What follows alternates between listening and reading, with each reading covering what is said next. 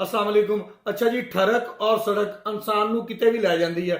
ਇੱਕ ਠਰਕ ਇਸ ਬਾਬੇ ਨੂੰ ਰਾਏਵਿੰਡ ਤੋਂ ਫੈਸਲਾਬਾਦ ਲਿਆਇਆ ਤੇ ਫੈਸਲਾਬਾਦ ਲਿਆ ਕੇ ਛਿੱਤਰ ਪਵਾ ਤੇ ਇਸ ਬਾਬਾ ਜੀ ਦੀ ਵਾਰਦਾਤ ਇਹ ਹੁੰਦੀ ਸੀ ਕਿ ਬਾਬਾ ਜੀ ਮੁxtਲਫ ਸੋਸ਼ਲ ਮੀਡੀਆ ਦੇ ਪਲੇਟਫਾਰਮ ਦੇ ਉੱਪਰ ਕੁੜੀ ਬਣ ਕੇ ਕੁੜੀਆਂ ਦੇ ਨਾਲ ਰਾਬਤੇ ਕਰਦੇ ਸੀ, ਫਿਰ ਉਹਨਾਂ ਦੇ ਨਾਲ ਠਰਕ ਪੂਰਾ ਕਰਦੇ ਸੀ।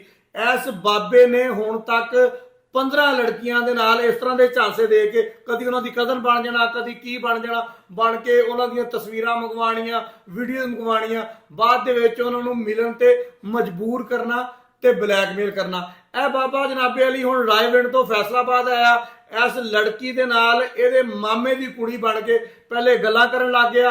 ਇੰਸਟਾਗ੍ਰਾਮ ਤੇ ਆਇਆ, ਇੰਸਟਾਗ੍ਰਾਮ ਤੋਂ WhatsApp ਤੇ ਆਇਆ, WhatsApp ਤੋਂ ਜਨਾਬੇ ਅਲੀ ਤਸਵੀਰਾਂ ਮੰਗਾਈਆਂ। ਤਸਵੀਰਾਂ ਮੰਗਾਉਣ ਤੋਂ ਬਾਅਦ ਫਿਰ ਉਹਨੂੰ ਬਲੈਕਮੇਲ ਕਰਨ ਲੱਗ ਗਿਆ। ਵਾਇਸ ਨੋਟ, ਤਸਵੀਰਾਂ, ਪਤਾ ਨਹੀਂ ਕੀ। ਜਦੋਂ ਉਸ ਲੜਕੀ ਨੂੰ ਪਤਾ ਲੱਗਾ ਕਿ ਇਹ ਤਾਂ ਬਾਬਾ ਵਾ, ਮੇਰੀ ਕਜ਼ਨ ਕੋਈ ਨਹੀਂ ਹੈਗੀ, ਤੇ ਫਿਰ ਉਹਨੇ ਜਨਾਬੇ ਅਲੀ ਇਹਦੇ ਨਾਲ ਰਾਬਤਾ ਮੁਨਕਤਾ ਕਰਤਾ। ਫਿਰ ਜਨਾਬ ਇਸ ਬਾਬੇ ਨੇ ਉਹਨੂੰ ਬਲੈਕਮੇਲ ਕਰਨਾ ਸ਼ੁਰੂ ਕੀਤਾ ਕਿ ਜਨਾਬ ਅਗਰ ਤੂੰ ਮੈਨੂੰ ਨਾ ਮਿਲੀ, ਤੂੰ ਮੇਰੇ ਨਾਲ ਨਾ ਰਾਬਤਾ ਰੱਖਿਆ, ਮੈਂ ਤੇਰੇ ਭਰਾਵਾਂ ਨੂੰ ਤਸਵੀਰਾਂ ਦੇ ਦਾਂਗਾ, ਮੈਂ ਤੇਰੇ ਭਰਾਵਾਂ ਨੂੰ ਵੀਡੀਓ ਦੇ ਦਾਂਗਾ। ਫਿਰ ਬਲੈਕਮੇਲਿੰਗ ਵਾਲੇ ਪਾਸੇ ਆ ਗਿਆ। ਇਹ ਬਲੈਕਮੇਲਿੰਗ ਵੀ 2 ਸਾਲ ਤੱਕ ਚੱਲਦੀ ਰਹੀ। ਇਹ ਕੋਈ ਬਹੁਤੀ ਉਮਰ ਦੀ ਕੁੜੀ ਨਹੀਂ ਹੈਗੀ, ਇਹਦੀ ਉਮਰ ਸਿਰਫ ਔਰ ਸਿਰਫ 16 ਸਾਲ ਹੈਗੀ ਆ। 16 ਸਾਲਾਂ ਦੀ ਕੁੜੀ ਨੂੰ ਇਸ ਬਾਬੇ ਨੇ ਜ਼ਲੀਲ ਕਰ ਮਾਰਿਆ ਨਾ। ਔਰ ਇਸ ਤੋਂ ਇਲਾਵਾ ਹੋਰ ਪਤਾ ਨਹੀਂ ਕਿੰਨੀਆਂ ਕੁੜੀਆਂ ਨੂੰ ਜ਼ਲੀਲ ਕੀਤਾ।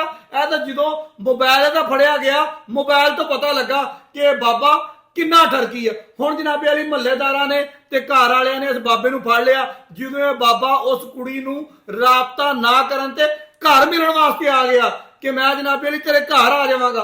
ਘਰ ਆ ਗਿਆ, ਫਿਰ ਘਰ ਵਾਲਿਆਂ ਨੇ ਫੜ ਲਿਆ। ਫਿਰ ਬਾਬੇ ਦੇ ਮੂੰਹ ਦੇ ਉੱਤੇ ਲਾਲੀਆਂ ਤੁਹਾਨੂੰ ਨਜ਼ਰ ਆ ਰਹੀਆਂ ਹੋਣੀਆਂ, ਇਹ ਕੋਈ ਮੇਕਅਪ ਵਾਲੀਆਂ ਲਾਲੀਆਂ ਨਹੀਂ ਹੈਗੀਆਂ। ਇਹ ਬਾਬੇ ਨੂੰ ਛਿੱਤਰ ਫੇਰੇ ਆ ਮਹੱਲੇ ਵਾਲਿਆਂ ਨੇ ਫੜ ਕੇ। ਔਰ ਬਾਬਾ ਪਹਿਲੀ ਵਾਰੀ ਫੜਿਆ ਗਿਆ ਵਾ, ਇਹ ਤੋਂ ਪਹਿਲੇ ਨਹੀਂ ਫੜਿਆ ਗਿਆ। ਮੈਂ ਥੋੜਾ ਜਿਹਾ ਬਾਬੇ ਦਾ ਬਿਆਨ ਵੀ ਲਾ ਦਿੰਦਾ ਵਾ, ਤੁਸੀਂ ਇਹ ਵੀ ਸੁਣ ਲੈਣਾ ਕਿ ਕਿੱਦਾਂ ਇਹ ਵਾਰਦਾਤਾਂ ਪਾਉਂਦਾ ਸੀਗਾ ਤੇ ਕਿੱਡਾ ਇਹ ਬਾਬਾ ਠਰਕੀ ਸੀਗਾ। ਫਿਰ ਉਹੀ ਗੱਲ ਆ ਜਾਂਦੀ ਆ, ਸੜਕ ਤੇ ਠਰਕ, ਠਰਕ ਤੇ ਸੜਕ ਇਨਸਾਨ ਨੂੰ ਕਿਤੇ ਵੀ ਲੈ ਜਾਂਦੀ ਹੈ, ਜਿਵੇਂ ਇਹ ਬਾਬੇ ਨੂੰ ਲੈ ਗਈ ਹੈ ਇਨਸਾਨ ਦੇ ਬੱਚੇ ਬਣ ਗਏ। मेरा नाम जी खालिद महमूद है, मैं रायविंड का रहने वाला हाँ। ठीक है जी, मैं इदा ही मतलब लड़कियां दी आईडी बना लेंदा सी, इदा मतलब लड़कियां नाम दी उन्होंने मतलब इदा फिर लड़की बन के गल करदा सी, कोई ऑनलाइन काम करे इदा करके सारा सिस्टम करके ना फिर आस्ता आस्ता मतलब उन्होंने फ्रेंडशिप कर लेंदा सी। इदा करके मेरा मकसद मैनू तकरीबन कोई मेरे ख्याल से 2, 2.5, 3 साल हो गए। ਜੈਨੂਅਨ ਤਰੀਕੇ ਨਾਲ ਦੱਸਾਂ ਤਾਂ ਉੱਦਾਂ ਤਾਂ ਮੇਰਾ ਮਕਸਦ ਕਹਿੰਦਾ ਕਿ 10, 12, 15 ਹੋਣਗੀਆਂ। ਠੀਕ ਆ, WhatsApp ਹੈਂਗ ਕਰਦੇ ਰਹੇ ਜੀ। ਇਹ ਤਕਰੀਬਨ ਕੋਈ 2 ਸਾਲ 3 ਸਾਲ ਲਾ ਲਓ।